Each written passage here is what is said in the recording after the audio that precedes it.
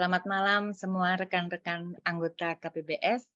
Malam hari ini kita ada temu anggota, puji Tuhan, ya. Dan saya Riana sebagai moderator untuk malam hari ini, di mana saya akan memperkenalkan teman-teman yang akan sharing bukunya pada malam hari ini. Ya, yang pertama ada Ibu Mei dengan judul Grace is Greater, penulisnya Kelly Eidelman. Kemudian yang kedua Saudari Rachel dengan judul buku The Hope of Glory, penulisnya John Meckham. Dan kemudian yang ketiga oleh Ibu Evi dengan judul 17 hal yang diajarkan anakku tentang Allah, penulisnya J. Mark Stylis. Ya. Bapak Ibu anggota KBBS, malam hari ini masing-masing kita akan mendengarkan presentasi dari Ibu Mei, Saudari Rachel, dan Ibu Evi. Masing-masing akan kita bagi masing-masing dengan 15 menit. Jadi saya akan persilahkan Ibu Mei untuk mempresentasikan buku yang sudah dibaca, Grace is Greater. Dan nanti untuk rekan-rekan semua anggota KBBS, silahkan mempersiapkan pertanyaan. Ya, Bu Mei akan mempresentasikan buku yang sudah dibaca ini selama 5 menit. Nanti kita punya waktu 10 menit untuk kita tanya jawab. Jadi saya persilahkan untuk semua teman-teman untuk mempersiapkan pertanyaannya. Langsung saja saya persilahkan untuk Ibu Mei mempresentasikan buku yang sudah dibaca. Silakan Bu Mei, waktu dan tempat. Terima kasih Bu Riana. Selamat malam rekan-rekan KBBS. Pada malam hari ini saya akan sharing buku yang berjudul Grace is Greater atau Kasih Karunia Jauh Lebih Besar. Penulisnya adalah Kelly Eidelman dan buku ini diterbitkan oleh Literatur Perkantas Jatim. Sedikit info tentang penulis. Kelly Eidelman lahir pada 4 Maret 1976. Beliau adalah seorang pendeta senior di salah satu gereja besar di Kentucky, Amerika. Jadi penulis buku ini karena terinspirasi dari ayat pemberian dari salah satu peserta seminarnya, yaitu dari Ibrani 12 ayat 15, yang bunyinya, jagalah supaya jangan ada seorang pun menjauhkan diri dari kasih karunia Allah, agar jangan tumbuh akar pahit yang menimbulkan kerusuhan dan yang mencemarkan banyak orang. Untuk sedikit info buku, ukurannya 14 kali 21 cm dan terdiri dari 176 halaman. Ada 10 bab yang dibagi dalam 3 bagian. Yang pertama, kasih karunia jauh lebih besar daripada semua kesalahan Anda. Yang kedua, kasih karunia jauh lebih besar daripada semua penderitaan Anda.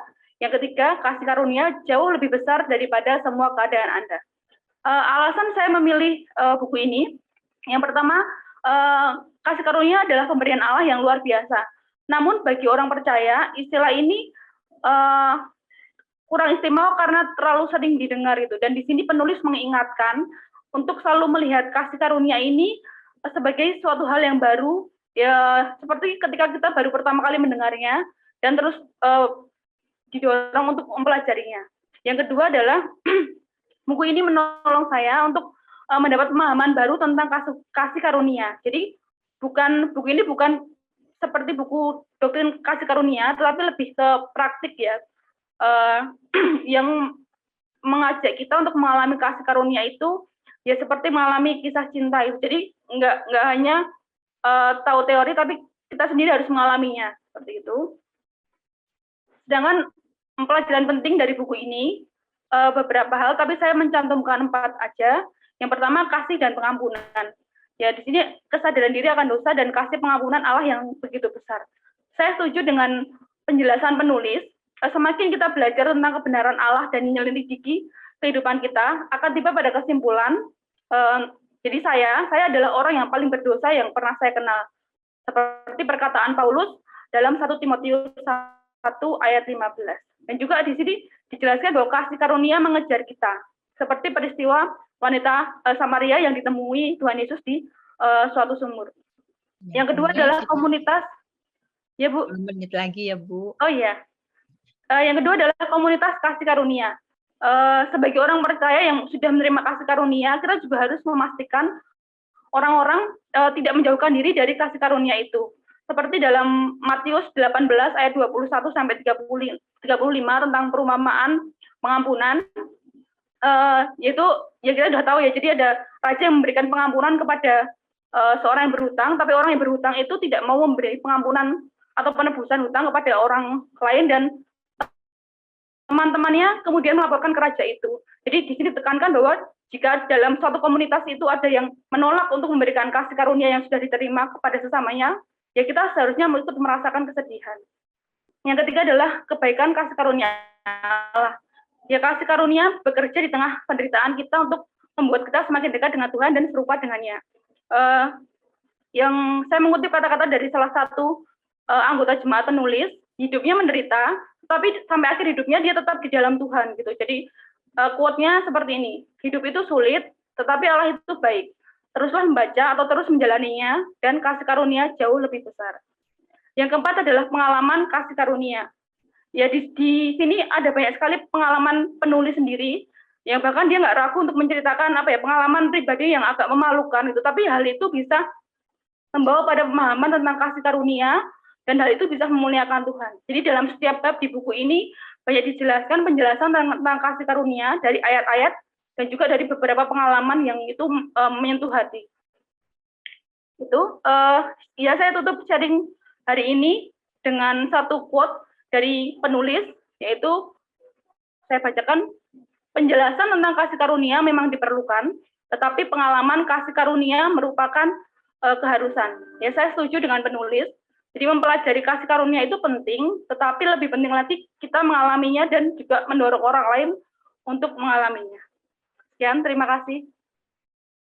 Terima kasih Bu Mei untuk presentasi buku yang sudah dibaca pada malam hari ini, dan silahkan rekan-rekan KBBS kalau ada pertanyaan atau tanggapan untuk buku ini, saya persilahkan untuk langsung menuliskan di chat juga. Kalau belum ada, saya dulu nih, Bu Mei. Iya. Ya, ini kalau menurut buku yang itu buku yang di-sharingkan tadi, itu judul bukunya Grace is Greater ya, bahkan kasih karunia itu lebih dari sini. Komunitas kasih karunia itu contoh aplikasinya yang sekarang itu menurut di buku itu apakah? Jadi kalau di buku ini itu bisa dijelaskan kalau jadi pendeta ini mendapatkan surat gitu dari salah satu orang, atau kalau nggak salah dia membaca di Facebook gitu. Jadi ada orang yang mengalami suatu dia berdosa gitu, tapi dia tidak diterima di gereja gitu. Jadi dia mengatakan ya itu seharusnya itu tidak boleh, seharusnya tidak terjadi di gereja gitu. Jadi ketika ada orang yang bertobat dan kembali ke gereja, seharusnya orang-orang gereja itu menerimanya gitu, menerima, dan penulis mengatakan bahwa dia sebagai sama orang percaya, dia merasakan kesedihan itu dan meminta maaf kepada orang yang mengalami hal itu. Jadi dia mengatasnamakan dirinya untuk meminta maaf atas nama orang-orang yang tidak menerima orang itu untuk kembali ke gereja gitu. Jadi itu sih. Ya, bagus ya. Menarik buku ini ya. Jadi tentang kasih karunia itu memang luas ya Kak Mei, dan sudah dijelaskan banyak ya tentang komunitas kasih karunia. Ya, baiklah, mungkin dari rekan-rekan KBBS silahkan kalau mau ada yang menanggapi atau pertanyaan yang disampaikan terkait buku ini. Waktunya memang cuma 5 menit ya, tapi paling tidak adalah apa yang kira-kira tentang kasih karunia mau ditanyakan. Silahkan. Ini pertanyaan dari Kak Roma. Berarti dijelaskan banyak tentang hubungan kasih karunia dan penderitaan. Penderitaan apa saja contohnya, Kak? Yang terkait dengan kasih karunia. Apakah mungkin begitu ya, Kak Roma, dari pertanyaan itu? Oh ya. Oke. Ya, ini pertanyaannya hampir sama dengan pertanyaan dari Ibu Lili tentang contoh pengalaman kasih karunia itu. Terkait penderitaan ya. Kalau di sini penulis menuliskan beberapa contoh, salah satunya dari kisah Paulus juga gitu tentang duri dalam daging Paulus gitu. Jadi apa memang tidak dijelaskan apa itu duri dalam dagingnya, tapi di sini Paulus menerima hal itu sebagai sukacita gitu, sebagai kasih karunia Allah yang mendekatkan dia untuk tetap dekat dengan Tuhan. Itu salah satu contohnya. Kalau yang di hal lain juga tadi seperti yang sudah saya jelaskan tadi tentang ada seorang bernama Pak Craig gitu. Jadi dia punya dia sakit gitu, dia sakit lama gitu dan dan akhirnya dia meninggal gitu. Padahal dia orang yang dia orang yang dekat dengan Tuhan gitu dan Pak Kel ini merasa sedih gitu, apakah tidak ada keajaiban untuk Pak Craig ini gitu. Tapi bahkan di akhir hidupnya Pak Craig ini tetap memperlihatkan bahwa dia itu masih dekat dengan Tuhan gitu. Jadi dia menuliskan surat gitu tentang terkait dengan imannya gitu dan dituliskan kepada Pak Gil ini gitu. Jadi dia tetap mengucap syukur di tengah penderitaannya sampai akhir hidupnya. Itu sih. Oh ya. Ya, bagaimana ini pertanyaan dari Bu Lili dan Bu Dora ini mirip ya. Kak Roma, contoh juga contoh ini lebih kepada contoh ya. Tadi sudah disampaikan oleh Ibu Mei. Nah, sekarang ada satu pertanyaan lagi. Mengingat waktu ya, ini pas lagi ada pertanyaan satu lagi nih, Bu Mei, dari Pak Julius Manulang. Apakah penulis juga mengaitkan kasih karunia dan kasih setia Allah dalam hidup pribadinya? Mengaitkan ya pasti karena kasih karunia dan kasih setia Allah itu ya saling berkaitan gitu dan itu terus dijelaskan dalam pengalaman hidup penulisnya ya dijelaskan. Oh ya, jadi dia juga pengalaman pribadi ya Kak, Ya. mengalami tentang kasih karunia itu sendiri ya. Ya, terima kasih. Gitu Pak Julius Manulang. Waktunya masih ada sedikit, kebetulan ada masuk lagi satu dari Pak Setparinding. Bagaimana saya memahami kasih karunia Allah meskipun orang di sekitar kita kurang atau gagal menghidupi kasih karunia itu? Bagaimana Kak, di buku itu apa ada dibahas? Saya agak lupa kalau untuk bagian ini. Sepertinya dibahas, tapi saya agak lupa gitu. Jadi ya kalau dalam buku ini sih dijelaskan untuk terus bersih hati gitu. Jadi yang membuat kita kurang bisa memahami kasih karunia Allah yang itu atau misalnya itu maksudnya kasih karunia itu nggak dipengaruhi dengan lingkungan gitu. Jadi yang penting itu adalah apa yang ada di dalam hati gitu. Jadi walaupun misalnya kita tinggal di lingkungan yang kurang bisa menghidupi, tapi kalau dalam hati kita tuh sering bersih gitu. Dijelaskan di sini kan menyingkirkan akar pahit gitu. Jadi kalau kita sering bersih, ya kita akan terus bisa merasakan ucapan syukur itu terus mengalir dan kasih karunia itu nggak berhenti. Itu sih. Jadi bukan pengaruhnya ke orang lain. Dan malah kalau misalnya kita bisa terus menghidupi kasih karunia atau punya kasih karunia itu malah ya akan menular ke orang lain gitu. Itu sih. Itu yang seharusnya terjadi di buku ini dituliskan. Demikian Pak Setparinding, jadi jawaban dari Ibu Mei terkait dengan bagaimana saya memahami kasih karunia Allah. Meskipun orang di sekitar kita kurang atau gagal menghidupi kasih karunia itu. Terima kasih Kak Mei untuk penjelasannya dan jawabannya. Kira-kira bagaimana? Nanti untuk lebih puasnya mungkin rekan-rekan bisa membaca langsung buku ini. Ya. Ya, Kak Mei, bukunya cukup menarik kalau tentang kasih karunia ya. Kasih karunia itu sesuatu yang gratis kita diberikan, tapi kita bisa menikmati seperti penulis ya, mengalami kasih karunia itu. Ya, baiklah.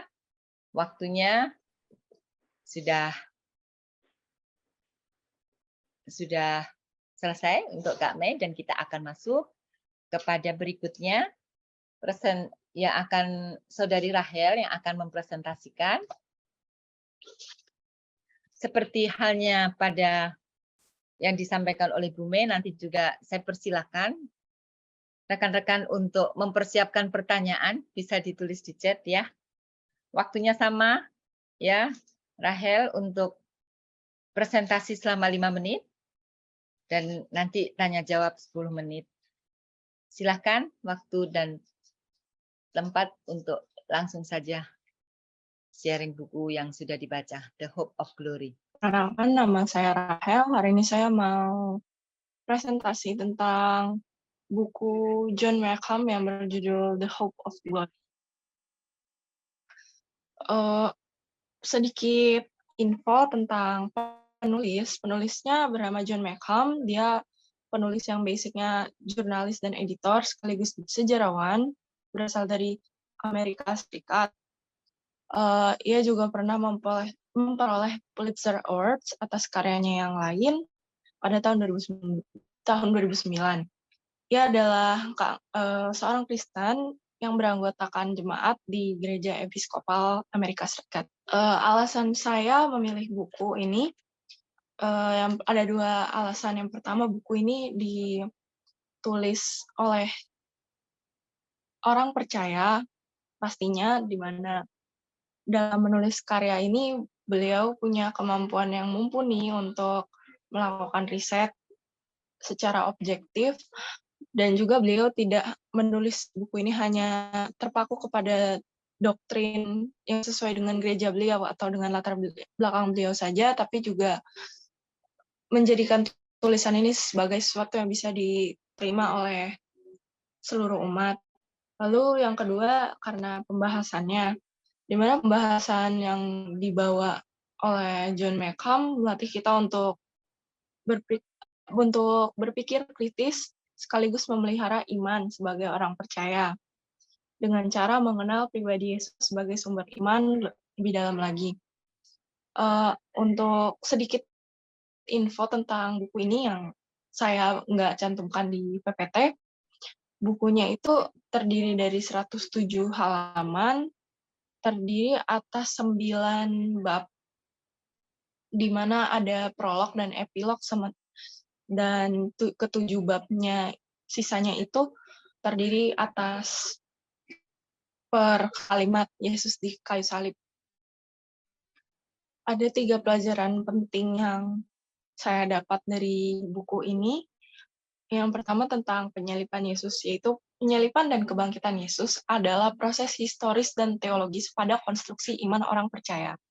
Lalu yang kedua tentang kehendak bebas, di mana kehendak bebas juga merupakan wujud kasih Kristus kepada kita.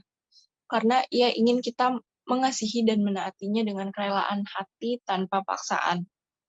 Bukan karena disuruh, tapi karena kita yang mau. Lalu yang terakhir tentang iman. Iman kita itu sesuatu yang rapuh dan tidak kebal, sehingga kita selalu tahu. Meskipun begitu, ketika kita mencari tahu, kita itu tidak bisa mengetahui segalanya. Namun, meskipun tidak dapat mengetahui segalanya, bukan berarti kita tidak bisa mengetahui apapun. Artinya, kita harus tetap belajar sebisa kita dengan kemampuan yang kita punya. Lalu, kesan pribadi saya untuk buku ini adalah, buku ini sangat cocok untuk dibaca oleh umat Kristen, terutama Kristen muda seperti saya, yang membutuhkan pemahaman lebih mengenai kekristenan dan pribadi Kristus itu sendiri sebagai akarnya, agar dapat menjaga dan memelihara iman kita, terutama di tengah-tengah maraknya pandangan hidup serta keyakinan yang tidak alkitabiah. Sekian sharing dari saya. Terima kasih. Saya kembalikan lagi ke Bu Riana. Ya, terima kasih Rahel ya. Waktunya pas 5 menit ya. Ya, baiklah. Rekan-rekan KBBS, silakan kalau sudah ada pertanyaan, ini sudah masuk 2 pertanyaan sebentar. Ya, silakan Kak Nikos. Oh ya, selain 3 poin yang tadi di-sharingkan, di 3 pelajaran penting, apakah ada hal baru lagi yang Rahel sendiri dapat gitu dan belum pernah ngerti sebelum baca buku ini dan ketika baca buku ini dapat gitu. Sebenarnya ini salah satu hal yang selain dari 3 hal itu sebenarnya ada satu hal yang udah aku yakinin dari dulu, tapi penulisnya bisa mengemukakan dasarnya gitu, kayak alasan lebih konkretnya kenapa hal itu harus dipercayai. Itu ada di bab pertamanya setelah epilog. Itu di situ kurang lebihnya penulis menjelaskan kalau dari Yesus sendiri itu meminta kita untuk berpikir kritis. Jadi bukan berarti ketika kita baca sesuatu dari Alkitab kita telan mentah-mentah, bukan berarti meragukan, tapi ketika kita belajar lebih, ketika kita riset, kita memerhatikan, kita benar-benar mendalami, maka akan semakin kuat juga iman kita ketimbang kita asal percaya. Kayak gitu. Oke, thank you. Terima kasih Rahel. Terima kasih Kak Nikos. Ya, ini ada pertanyaan dari Pak Suratman. Oh, sebelumnya ada dari Pak Julius dulu nih. Apakah penulis meneliti tentang kehendak bebas manusia untuk menerima atau menolak kasih Allah melalui salib Kristus, khususnya kepada kaum remaja dan pemuda? Oh, kalau soal itu sebenarnya nggak diteliti lebih dalam, lebih ngomongin di bukunya tuh karena ini juga mengulas tentang 7 perkataan Yesus di kayu salib ya. Itu lebih mengemukakan gitu maksudnya Kristus atau sifatnya Kristus terutama berdasarkan 7 kalimat tersebut dan juga peristiwa penyaliban, itu tuh sifat apa yang mau ditunjukkan kayak gitu. Jadi kalau ke topik spesifik itu di bukunya nggak tertulis secara spesifik. Ya, bagaimana Pak Suratman? Ya, jadi di buku itu nggak ditulis bagaimana penelitian tentang kehendak bebas kayak gitu nggak ya, Rahel ya? Jadi ini ada pertanyaan berikutnya dari Pak Suratman. Apakah ada contoh-contoh yang diberikan penulis mengenai hal-hal atau pandangan yang tidak alkitabiah dari buku itu? Kalau misalnya disebutin satu-satu secara detail sama penulisnya kayak pandangan A atau keyakinan A itu tidak alkitabiah, enggak. Cuman beliau juga menulis kalau beliau tuh ingin mengajak kaum Kristen terutama kaum muda untuk tetap ada keinginan untuk bertanya-tanya soal kekristenan, untuk mencari tahu soal kekristenan, karena beliau sendiri dengan jelas menulis kalau beliau tidak ingin di tengah-tengah dunia sekarang yang ketika kita nggak ke gereja itu dipandang sebagai sesuatu hal yang lumrah, beliau bilang dia tidak ingin melihat anak-anaknya juga seperti itu. Tidak menganggap penting gereja, tidak menganggap penting kekristenan, dan spesifiknya lagi keyakinan terhadap Yesus ya. Jadi inilah maksudnya kehidupan yang tidak beriman. Tapi kalau misalnya untuk paham-pahamnya sendiri atau keyakinannya secara detail disebutkan di list gitu enggak. Oke. Baiklah. Terima kasih. Terima kasih Rahel untuk tanggapannya dari pertanyaan Pak Suratman. Ini ada lagi dari Bapak Setparinding. mengapa penulis menulis judul The Hope of Glory? Kira-kira tema yang hendak disampaikan itu apa? Kalau soal tema itu di epilog, di bagian epilog dari bukunya itu dicantumkan kenapa judul The Hope of Glory. Itu setelah penulis menjabarkan dari awal sampai akhir tentang sifat-sifat dan perkataan Kristus yang bisa kita dapat, bisa kita tangkap, itu penulis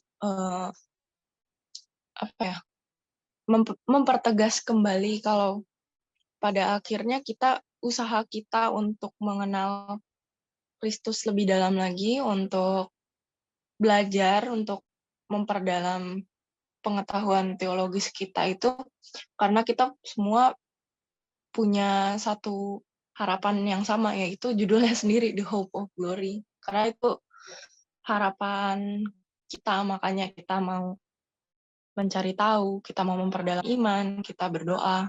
Baik. Seperti itu.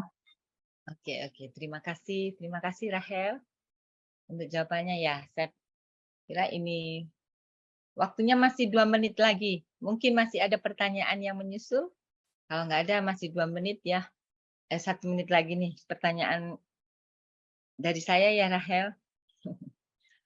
Bagaimana kira-kira dalam buku itu dijelaskan, kalau buku ini memang lebih bagus kalau dibaca oleh anak-anak muda ya, remaja, pemuda gitu, tentang konstruksi iman orang percaya itu di buku itu dibahasnya itu seperti apa?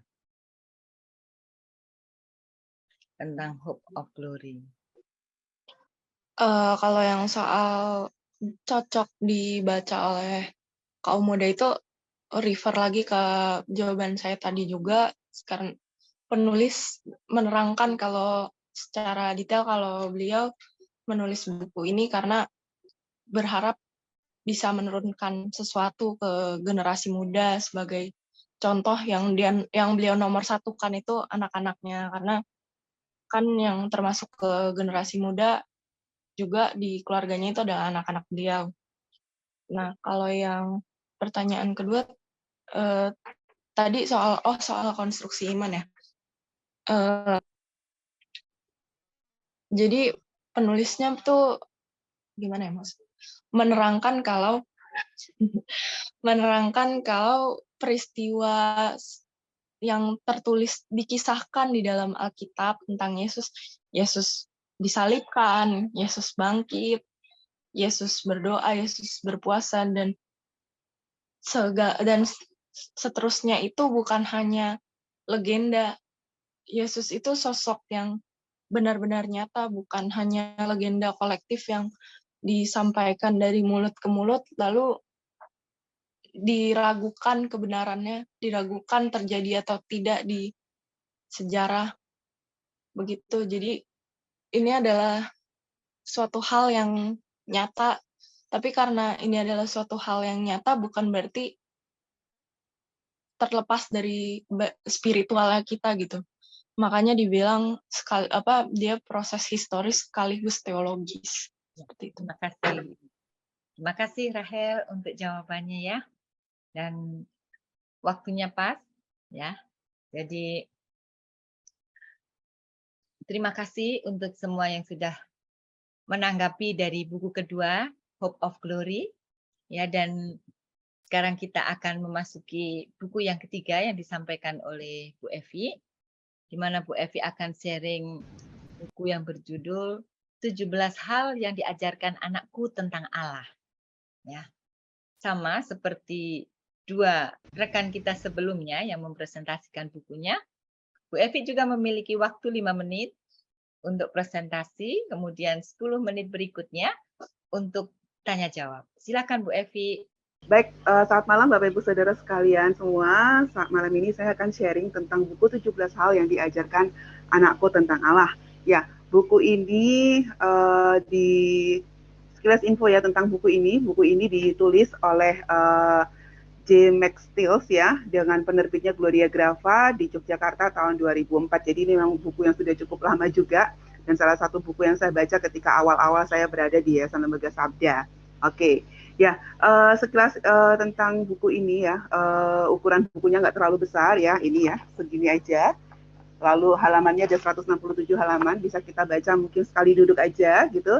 Jumlah babnya ada 17 bab karena 17 cerita, tetapi dibagi ke dalam 4 bagian cerita.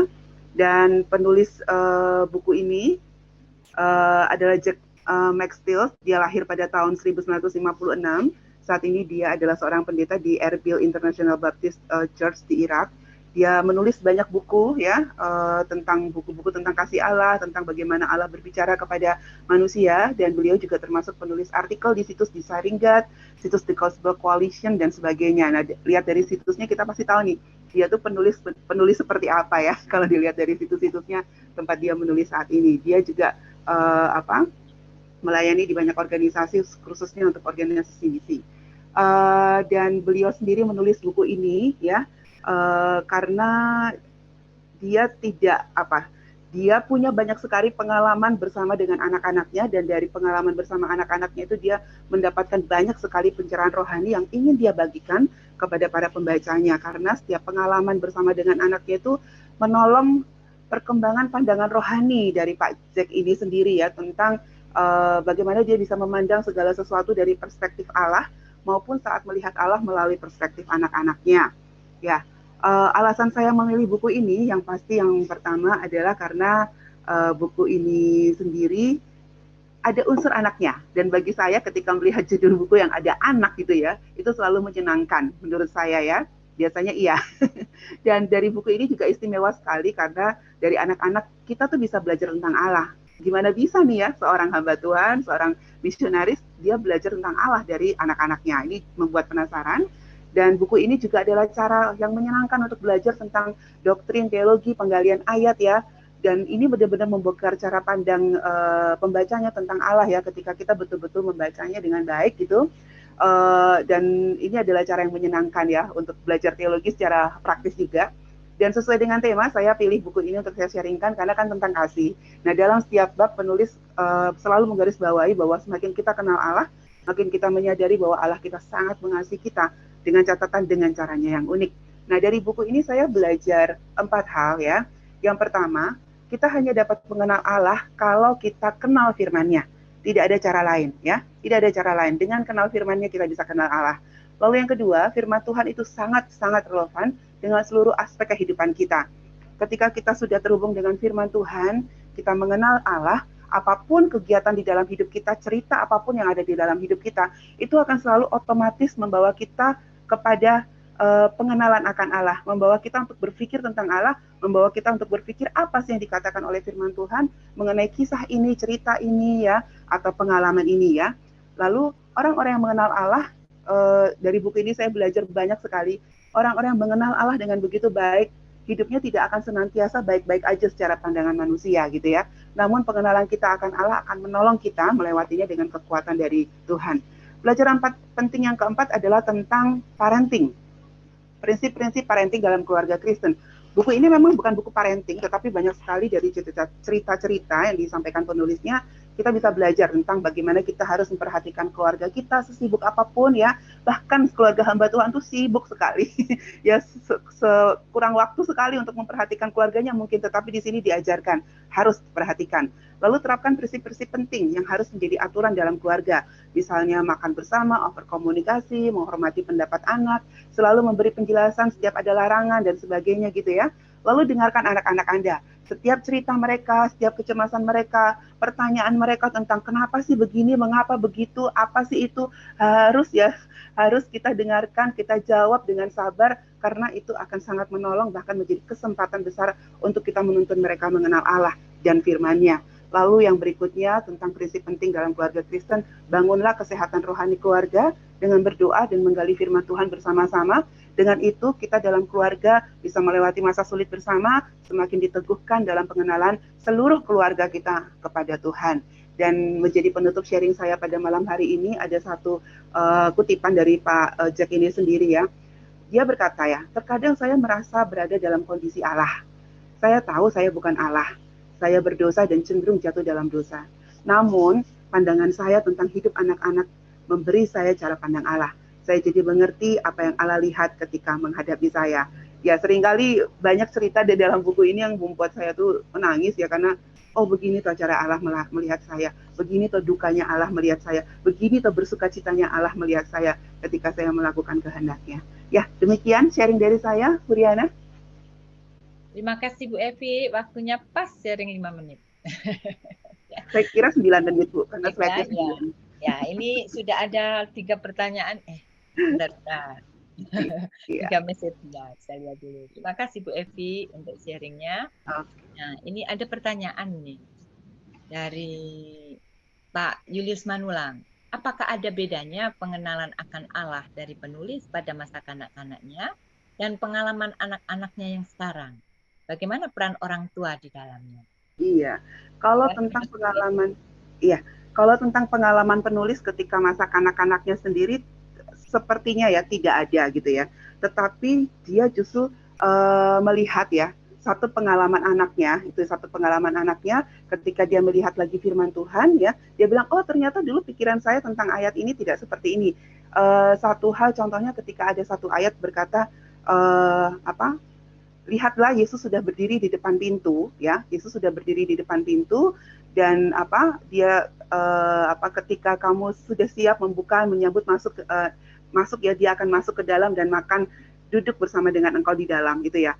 Dulu dia berpikir ayat ini adalah tentang penginjilan. Nah, ini ada ceritanya. Jadi setiap kejadian tuh ada cerita tentang ini ya. Jadi waktu itu anaknya dapat uang $10 dari kakeknya gitu ya. Lalu anaknya udah punya banyak sekali cerita, ini uangnya mau tak beliin ini gitu ya. Lalu setelah itu mereka pergi ke gereja. Ketika pergi ke gereja nih, singkat cerita aja, kantong kolektor diedarkan ya. Lalu dia melihat anaknya, dia nggak nyuruh anaknya kasih masuk uang $10 itu, tapi dia lihat anaknya sedang ragu, apakah aku akan masukkan uang $10 ini apa enggak. Tetapi mereka melihat anaknya memasukkan uang $10 itu, dan setelah anaknya memasukkan uang $10 itu, ya, anak yang kemarin cerita dia mau beli ini dan itu, setelah itu pulang gereja, anak itu tidak pernah menceritakan apapun lagi, keinginannya tentang uang itu, dia mau beli apa, dan dia menikmati perjalanan bersama dengan orang tuanya karena mereka sedang akan menuju ke satu tempat. Dan Pak Jack ini diingatkan Allah tentang ayat ini ya. Ketika kita sudah menyerahkan segala sesuatunya kepada Tuhan, bahkan harta kita, kekayaan kita kepada Tuhan ya, itu berarti kita sudah membukakan pintu untuk Tuhan ya. Kita sudah membukakan pintu untuk Tuhan, dia mengetuk hati kita. Ya, ini dia melihat pengenalan Allah bukan berbicara tentang penginjilan sebenarnya, tetapi bagaimana kita mau menyerahkan semuanya, segala sesuatu yang kita punya, dan siap untuk menerima Allah masuk di dalam hati kita. Itulah kekayaan rohani terbesar yang harusnya dimiliki oleh seorang Kristen. Nah, itu kayak gitu kan. Jadi begitu Pak Julius ya. Bukan tentang ketika kecil dia berpikir seperti apa, tetapi dia punya cara pikir tentang satu ayat yang dulunya seperti ini, sekarang berubah dari interaksinya dengan anak-anaknya. Gitu sih Pak. Ya, makasih Bu Evi. Wah keren ya contohnya ya. Jadi belajar juga dari anak-anak ya, orang tua ya. Ya, untuk pertanyaan kedua, ini ada pertanyaan dari Ibu Mei. Iya. Apakah Mbak Evi sendiri juga pernah mengalami pengalaman bersama dengan anak-anak yang sama yang ada di buku ini? Jika ada, bagaimana? Terima kasih. Kalau pengalaman dengan anak-anak yang sama, bukan anak-anak yang sama ya, maksudnya pengalaman yang sama dengan anak-anak ya, jika ada di bagian mana? Jika ada di bagian mana ya?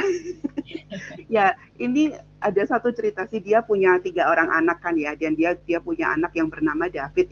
David ini lahir dengan retakan traumatis di kepala karena proses kelahiran yang tidak benar gitu ya. Jadi ada retakan di kepala dan membuat si David ini menjadi anak yang sangat terbelakang gitu ya. Dan ini membuat David ini sering dijauhi teman-temannya ya. Disendirikan oleh teman-temannya, dijauhi oleh teman-temannya ya. Dan David ini juga bertumbuh dalam keadaan yang struggle sekali, bergumul ya. Dia sering merasa tidak diterima, dan memang benar dia tidak diterima oleh teman-temannya. Dan ada beberapa anak-anak yang saya kenal juga ya, selalu merasa kok saya tidak diterima oleh teman-teman saya ya. Dan kalau itu terjadi dengan anak-anak yang saya kenal, rasanya itu tuh saya tuh ingin membela anak ini ya, kasihan sekali dengan dia ya. Saya ingin marahin orang-orang atau anak-anak yang mengejek dia. Mungkin saya akan cubit pantatnya anak-anak yang mengejek ini ya. Tetapi ya di buku ini diceritakan ya bagaimana Pak Jack ini menghadapi, diingatkan oleh Tuhan. Kalau misalnya saya sendiri dikucilkan karena keadaan saya sebagai orang percaya, tampil beda sebagai orang percaya ya. Begitulah cara Allah melihat kita. Dia tidak melihat kita lalu dia akan akan marahin orang itu, tetapi dia akan menumbuhkan kasihnya ya. Karena David ini dibesarkan dengan justru Pak Jack ini belajar banyak tentang kasih dari si David. Dia bilang, it's okay Pak, tidak masalah ya, tidak masalah ya. Mungkin karena dia memang tidak nyaman dengan aku ya, aku akan tetap berteman dengan dia. Jadi seperti itu sih ya. Saya sendiri harus belajar untuk bisa memendam menahan rasa emosi kadang-kadang seperti itu. Kalau ada anak-anak yang tidak diperlakukan secara adil, itu sih. Salah satu contoh itu ya, Mei. Terima kasih Bu Evi. Ya, bagaimana? Tadi pertanyaan dari Kak Mei ya. Kak Mei, sudah pas ya jawabannya Kak? Besok Sekarang saya cerita di kantor lagi, Mei. Masih ada 3 menit untuk satu pertanyaan lagi Bu Evi dari Pak Setparinding. Apakah makna 17 itu menceritakan orang tua memahami Allah pada anak-anak setiap kita yang berusia pertumbuhan dari 1 sampai 17 tahun? Berarti bukan orang tua mengajarkan anak, namun orang tua belajar tentang Allah di dalam anak-anak. Apakah demikian? Iya, kalau makna 17 itu nggak ada maknanya ya Pak ya. Cuman memang ceritanya memang ada 17 gitu ya Pak ya.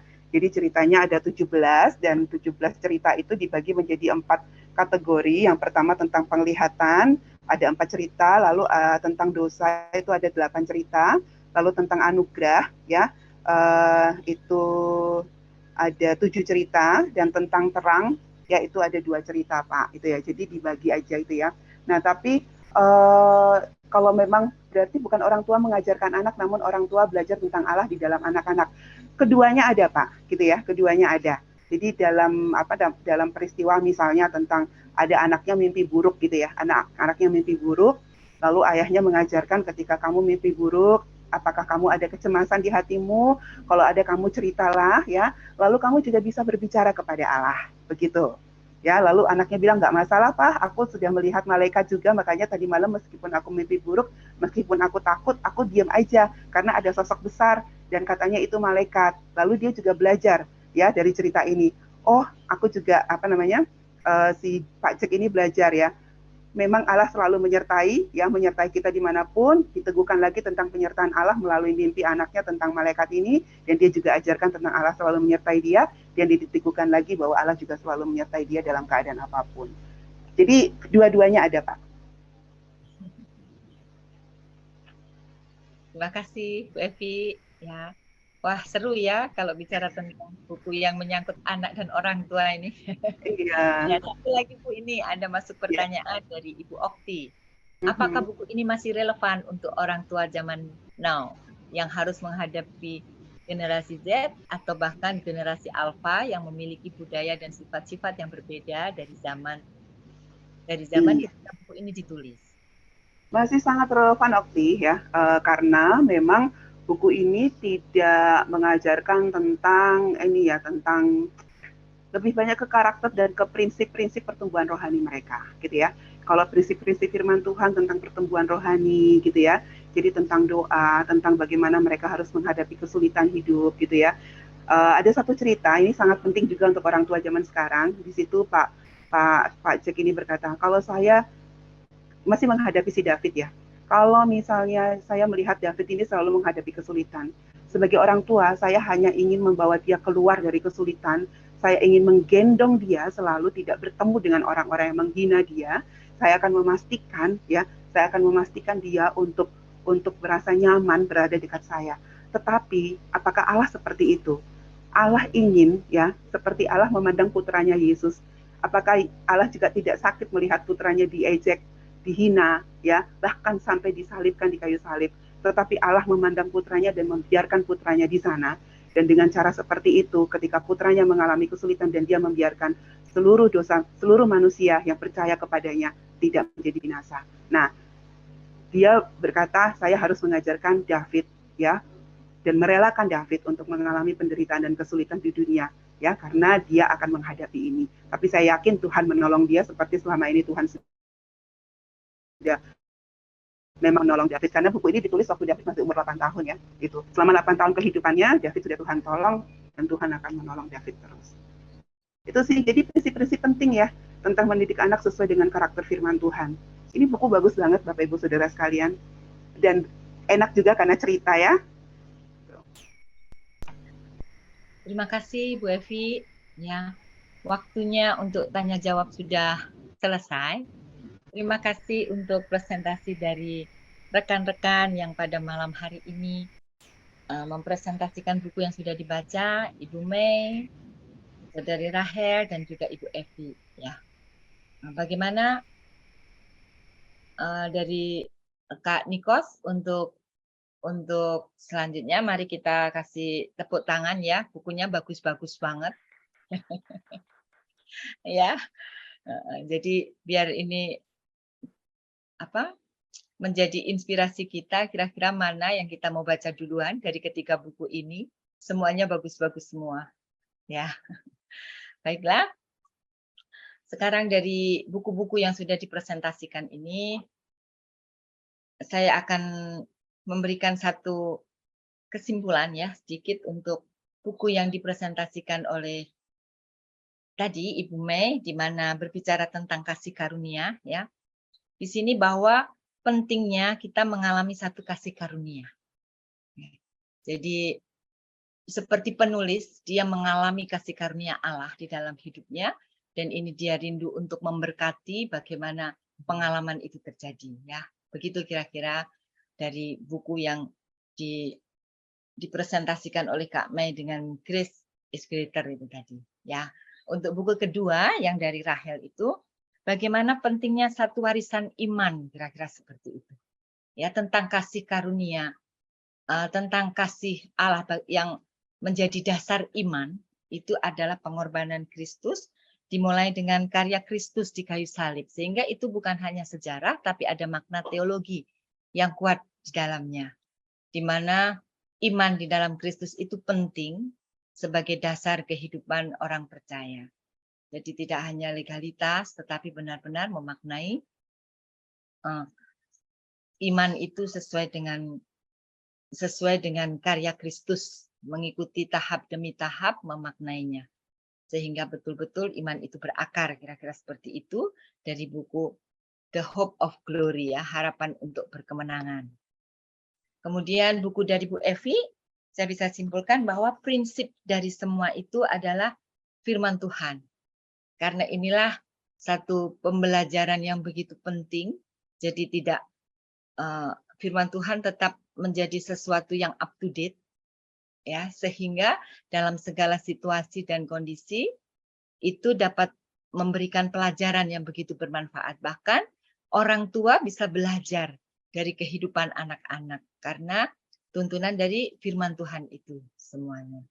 Jadi itu bahkan di dalam buku yang di-sharingkan oleh Bu Evi ini banyak contoh-contoh nyata ya dari penulis yang mengalami beberapa hal anaknya, dan ini membuat pelajaran berharga bahwa tidak ada salahnya bahwa kita belajar dari anak-anak untuk menerapkan kasih itu. Ya, jadi intinya bulan ini kita ini di bulan Februari ini identik dengan bulan kasih sayang. Ya, kalau pada malam hari ini kita membahas tentang semuanya buku yang dibahas malam hari ini, baik dari Bu Mei maupun dari Saudari Rahel dan Bu Evi, semuanya maknanya tentang kasih. Ya, memang bulan Februari itu identik dengan bulan kasih sayang. Ini yang menunjukkan bahwa kasih Allah itu luar biasa. Kita hari-hari ini juga sedang memasuki masa Prapaskah, waktunya kita juga merenungkan kasih Allah itu.